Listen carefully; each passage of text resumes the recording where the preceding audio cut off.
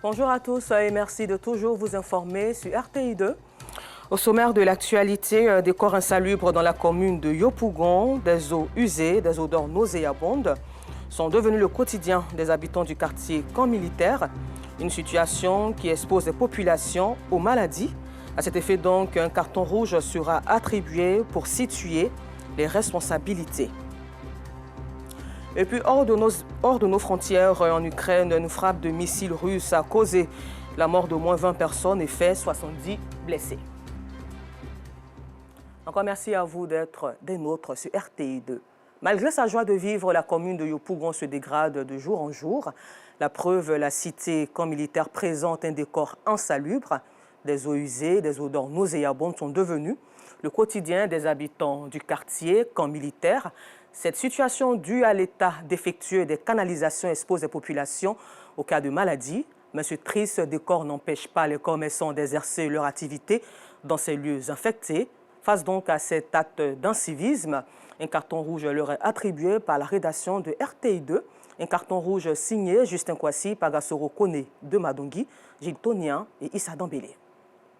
Votre attention, s'il vous plaît. Chut. Ici, on meurt. Bienvenue. Bienvenue à Yopougon. Yopougon, Camp Militaire. Et oui, bienvenue dans la cité de l'insalubrité, de la puanteur, la cité de la maladie et du « je m'en fous ». Bien sûr qu'ici, on s'en fout des eaux usées. On s'en fout de cette eau de couleur verdâtre, sale et puante. Cette eau fétide, visible ici sur cette voie, porte d'entrée du quartier.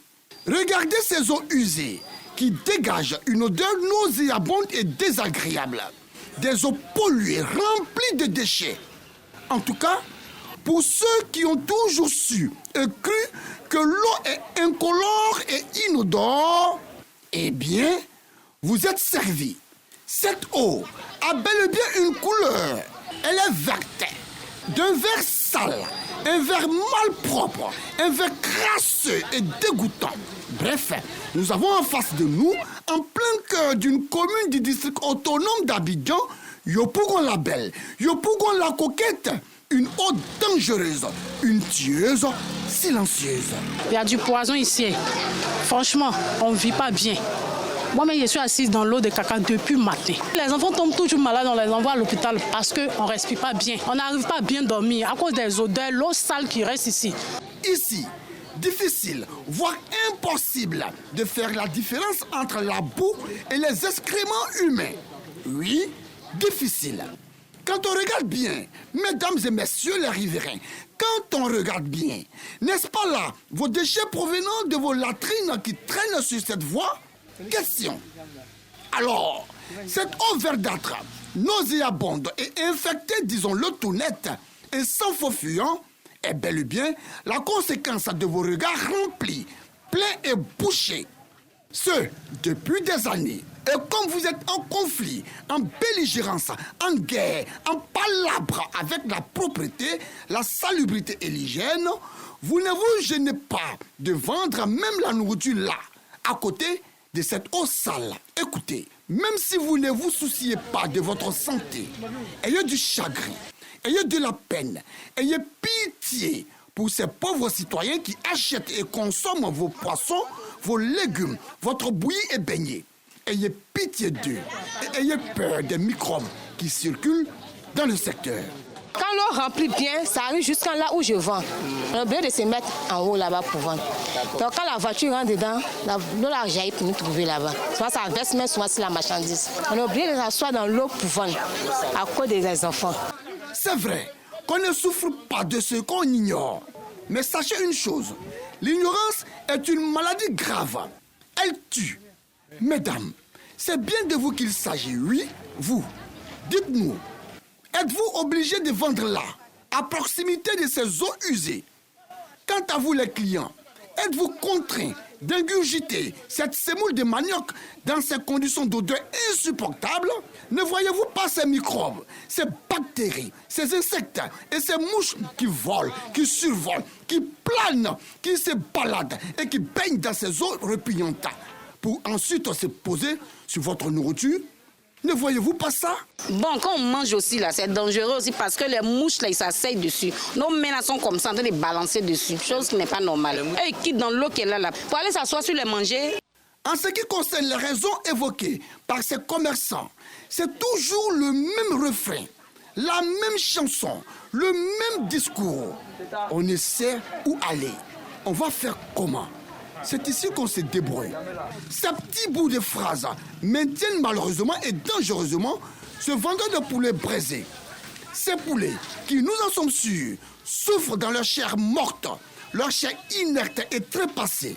En fait, ce vendeur de poulets, lui, s'en fout éperdument de cette eau polluée. Il s'en fout de sa santé. Il s'en fout même de la santé de ses clients. Pour lui, seul son argent compte. Un point, un trait. Quand là c'est boussé, c'est longtemps. L'eau là c'est trop sale. Il n'y a pas l'autre coin, il n'y a pas moyen. Tenez-vous bien, cette table plongée dans ces eaux pleines de déchets, loin d'être abandonnée. Figurez-vous, la propriétaire Salibata, malgré les risques de maladie, malgré le danger qui la guette, trouve le moyen et le vilain plaisir d'y mettre les pieds pour exposer sa marchandise au vu et au su de tous. Salimata, pourquoi fais-tu ça? Pourquoi défies-tu la maladie ou la mort? Quand il y avait un peu d'eau, donc j'ai mis le table devant là-bas pour pouvoir vendre. Mais arrivé à un certain moment, l'eau a pris partout. Donc on est obligé de venir. Cette rue réhabilitée il y a à peine quelques mois, devenue malheureusement un pire cauchemar pour les automobilistes. La voie était remplie. Quand tu passes comme ça, quand tu prends le frein, tu entends des bruits crac, crac. De 1, ça gâte la voiture. De 2, une odeur nauséabonde, on ne peut pas respirer. Cette eau-là, de la mort, c'est comme c'est des nids verts. On ne sait pas c'est constitué de quoi. Vous n'êtes pas au bout de votre souffle. Selon les riverains, cette voie est le chemin inévitable qu'empruntent les élèves pour accéder à cette école primaire qui jouxte ces eaux usées. Ces élèves innocents sont eux aussi exposés. C'est nous qui aidons les élèves à passer à côté, pour ne pas passer dans l'eau sale. Les enseignants se plaignent de l'odeur de l'eau, puis les enfants passent dans l'eau, donc ça rend les enfants malades. Voilà, quand il pleut, les gens ouvrent leurs regards là, ça vient, ça traverse et tout vient se rassembler ici. Donc ça fait que l'eau a duré, c'est pourquoi elle a changé de couleur, c'est vert et ça sent. Face à ce comportement incivique et immoral des riverains de la belle cité de Yopougonka militaire, que dis-je, de la cité des eaux usées, face à ce décor triste, ce tableau sombre, sale et obscur, un carton rouge est attribué aux riverains responsables et victimes de leur propre comportement d'insalubrité et d'indiscipline, de leur mauvais comportement qui d'ailleurs expose toute une population. Carton rouge aussi à tous ces commerçants qui vendent des aliments directement consommables dans ces eaux usées, ces eaux sales, ceci sans regret. Un carton rouge aux autorités municipales qui encaissent des taxes ici, selon les commerçants, et qui ne ménagent aucun effort, qui se fichent du reste de la situation d'insalubrité que subissent et vivent les populations de ce quartier. Les autorités municipales qui refusent de faire la police pour permettre aux administrés de leur commune de respirer l'air pur. Carton rouge, oui, carton rouge et encore carton rouge au ministère de l'Hydraulique, de l'Assainissement et de la Salubrité, qui ne prend aucune mesure de répression, aucune sanction à l'encontre de ces personnes en conflit avec l'hygiène et la propreté. Écoutez, la propreté, c'est l'affaire de tous. La santé doit être donc primordiale. C'est pourquoi elle est l'un des piliers, sinon le troisième objectif clé des 17 objectifs de développement durable, ODD, instaurés par l'Organisation des Nations Unies. La santé, c'est la vie. Alors que chacun assume ses responsabilités afin d'offrir une vie saine aux populations de Yopougonka militaire. Pour l'heure, chut, silence, ici, on meurt. Un peu plus loin du district autonome d'Abidjan, les populations de Méagui sont reconnaissantes au président Alassane Ouattara pour ses nombreuses actions de développement dans leur localité. Pour matérialiser donc leur gratitude au chef de l'État, ils ont organisé une cérémonie officielle d'hommage le samedi 23 mars à la place de l'Indépendance de Méagui en présence de Yacouba Koulibaly et Assit Andiara. Manifester sa reconnaissance et exprimer sa gratitude au président de la République Alassane Ouattara pour sa contribution constructive à travers une politique de développement profitable au bien-être des populations du département de Miyagi. C'est tout le sens de cette cérémonie d'hommage au chef de l'État initiée par le maire de la commune de Miyagi qui entend promouvoir les actions gouvernementales dans sa localité. Ce n'est pas fortuit de rendre un vibrant hommage au président de la République. Moi, je suis arrivé. Je suis l'un de ses petits disciples. Je vais continuer dans cet élan. Mais sans lui, je n'ai pas d'énergie, je n'ai pas de force. Et donc c'est sur lui nous comptons pour que nous puissions réussir tout ce que nous avons entrepris.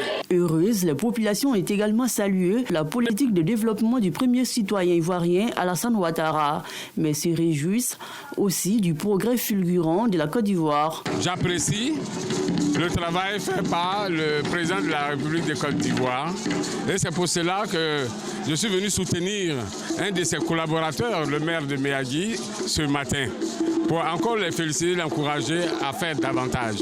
Je dis merci au président de la République d'avoir, dans un premier temps, pour tout ce qu'il a fait pour le département de Miyagi.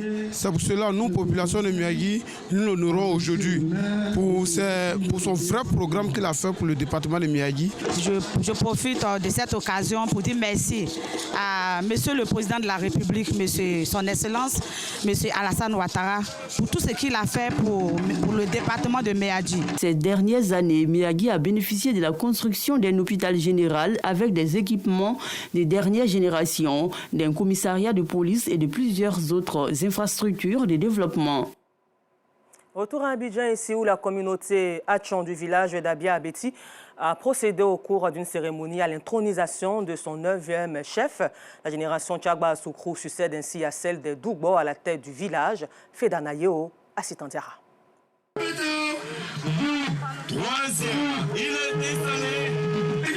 Ce cérémonial marque officiellement l'intronisation de l'honorable Mobio Abokon Samuel en qualité de 9e chef du village d'Abia Abeti, appartenant à la génération Tchagba à Soukrou. Le nouveau chef a reçu ses attributs des doyens de la génération Dougo, à laquelle appartenait le chef précédent. Abi Raoul, parrain de la cérémonie d'intronisation, a invité les uns et les autres au respect du chef. Nous devons un respect et dévotion à nos chefs. C'est pour cela qu'en pays ébrié, un chef futile jeune, on l'appelle Nana pour lui donner le respect qu'il faut. Aujourd'hui, Samuel Abokon, qui est mon jeune frère de très loin, nous sommes à une génération entre nous. Aujourd'hui, il est le chef du village d'Abia Abeti. Systématiquement, je deviens son sujet. Je prends ses ordres, les ordres de chez lui. Quand je viens dans ce village, je lui rends les honneurs. Il est dorénavant le chef de tout le village. Le chef de village, c'est votre émanation. C'est votre choix. C'est vous qui décidez. Vous lui devez donc, à partir d'aujourd'hui, respect. Cette cérémonie d'intronisation réjouit les villageois. Nous avons choisi pour la destinée de notre village une nouvelle tête. Un nouvel homme autour duquel une équipe s'est greffée pour conduire au bonheur et puis au progrès de notre village. Il faut d'abord rendre gloire à Dieu parce que après nos anciens, nos dévanciers, la génération Dougbo, les Tchagba que nous sommes avons pris le pouvoir. Donc c'est d'abord une grande joie et pour la génération d'abord et pour tout le village. Parce qu'après plusieurs discussions, nous sommes entendus et toute la génération a pu choisir celui que nous voulons pour pouvoir aujourd'hui l'introniser. Le nouveau chef exprime sa gratitude à ses pairs. La cohésion sociale est au cœur de son projet de gouvernance. Quand vous êtes parmi une plénitude de personnes et que le choix se porte sur vous, vous ne pouvez que vous réjouir et puis dire merci à votre génération. C'est un sentiment de joie qui m'anime ce jour. Je pense qu'il y a un temps pour faire, comme on le dit, la guerre, il y a un temps pour faire la paix. Le temps de la paix est arrivé. Le temps de la cohésion sociale est arrivé. Le temps est arrivé où toutes les filles et les fils du village doivent se mettre main dans la main afin de bâtir ce beau village. La cérémonie a été rythmée par des sonorités Atchan et danses guerrières. Et puis nous terminons ce temps d'information en Ukraine. Une frappe de missiles russes meurtrière s'est abattue vendredi sur Odessa, grande ville portuaire du sud de l'Ukraine, déjà visée 2 fois ces derniers jours. Au moins 20 personnes ont été tuées et 70 blessées. Merci de nous avoir suivis et bonne suite de programme sur RTI2.